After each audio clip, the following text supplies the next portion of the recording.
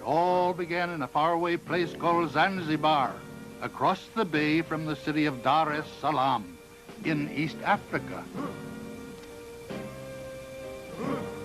This is Zanzibar before the trouble started, a lazy island in the tropical Indian Ocean.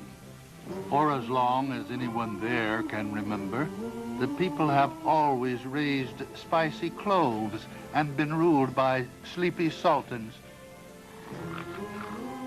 The latest and greatest of them all was the Sultan Majid. The Sultan enjoyed his power because he truly cared for his people. He kept them busy and prosperous by building the biggest clove industry in the whole world.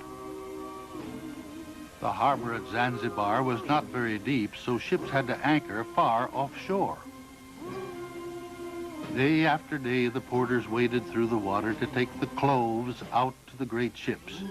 Year after year, the people of Zanzibar grew more and more cloves for the people of the world, and the lines of porters grew longer and longer. It was a still moonlit night when the Aban Khan led the angry farmers on a most evil mission. In his crazed mind, he saw the hippos as threatening clouds in the sky, daring to stand in his way. Clouds he had to destroy at all costs.